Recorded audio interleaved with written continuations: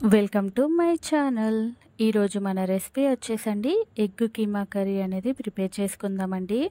ఎగ్గుతో ఎప్పుడు ఒకటేలాగా కాకుండా ఒకసారి ఈ విధంగా dhaba style simple egg keema curry అనేది మీరు కూడా తప్పకుండా ట్రై చేయండి. ఇది మనకి చపాతీల్లోకి కానీ రైస్లోకి కానీ టేస్ట్ అనేది చాలా బాగుంటుందండి. అన్నీ ఇంట్లో ఉండే వాటితోనే సింపుల్గా మనం ఇలా ఎగ్ కీమా కర్రీ అనేది ప్రిపేర్ చేసుకోవచ్చండి. తప్పకుండా మీరు కూడా ఒక్కసారి ఈ విధంగా ట్రై చేయండి. ఇప్పుడైతే మనం కర్రీ ప్రిపేర్ చేసుకోవడానికి స్టవ్ పైన ఇలా ఒక కడాయి అనేది పెట్టేసుకొని దీంట్లోనే ఒక 4 టేబుల్ స్పూన్ల ఆయిల్ అనేది యాడ్ చేసుకుంటున్నానండి. ఆయిల్ అనేది యాడ్ చేసుకున్నాక ఆయిల్ వేడెక్కాక దీంట్లోనే ఒక 1/2 టేబుల్ స్పూన్ జీలకర్ర, అలాగే సన్నగా తరుక్కున్న ఆనియన్స్ అనేది ఒక 1 కప్ అనేది తీసుకున్నానండి. ఆనియన్స్ అనేది కూడా యాడ్ చేసుకున్నాక ఇలా ఒకసారి కలుపుకొని మంచి కలర్ వచ్చే వరకు అనేది వేయించుకోవాలండి.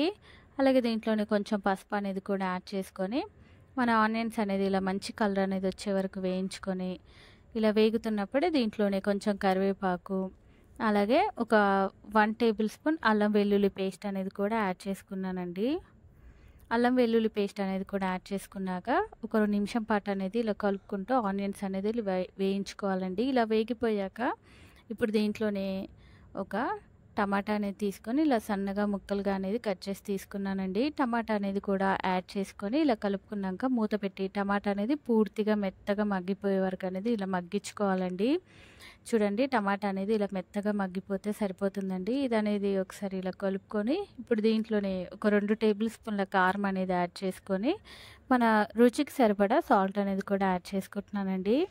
అలాగే దీంట్లోనే ఒక 1/2 టేబుల్ స్పూన్ జీలకర్ర పొడి అనేది కూడా యాడ్ చేసుకొని ఒక 1 టేబుల్ స్పూన్ గరం మసాలా, అలాగే దీంట్లోనే ఒక 1 టేబుల్ స్పూన్ ధనియా పౌడర్ అనేది కూడా యాడ్ చేసుకొని ఇదంతా ఒకసారి బాగా కలిసేలాగైతే కలుపుకోవాలండి.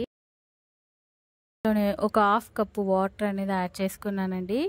వాటర్ అనేది యాడ్ చేసుకున్నాక మూత పెట్టి ఒక 2-3 నిమిషాల పాటు అనేది ఇలా బాగా మరిగించుకోవాలండి. ఇలా మరుగుతున్నప్పుడే దీంట్లోనే ఉడికించుకున్న గుడ్లు అనేది ఇలా తురిమి పెట్టుకున్నానండి. ఒక 4 గుడ్లు అనేది తీసుకున్నాను. ఇప్పుడు మన గుడ్ల మిశ్రమం కూడా దీంట్లో యాడ్ చేసుకొని ఇలా ఒకసారి బాగా మిక్స్ చేసుకొని మూత పెట్టి ఇది కొంచెం దగ్గర పడే వరకు అనేది ఉడికించుకోవాలండి. చూడండి, ఈ విధంగా అనేది దగ్గర పడితే సరిపోతుందండి. ఇప్పుడు దీన్ని అనేది ఒకసారి కలుపుకొని ఇప్పుడు దీంట్లోనే సన్నగా తరుక్కున్న పచ్చిమిర్చి ముక్కలు కూడా యాడ్ చేసుకొని అలాగే సన్నగా తరుక్కున్న కొత్తిమీర అనేది కూడా యాడ్ చేసుకున్నానండి.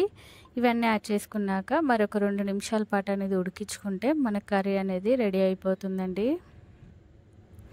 ఇది ఈ విధంగా ఉన్నప్పుడే మనం స్టవ్ అనేది ఆఫ్ చేసుకోవాలండి. లేదంటే కొంచెం చల్లారేటప్పటికి కర్రీ అనేది మరీ దగ్గరగా అయిపోతుందండి.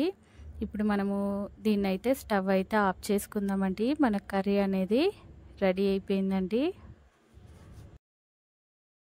ఎంతో టేస్టీగా సింపుల్గా అన్ని ఇంట్లో ఉండే వాటితోటే డాబా స్టైల్ ఎగ్ కీమా కర్రీ అనేది రెడీ అయిపోయిందండి. టేస్ట్ అనేది చాలా బాగుంటుందండి.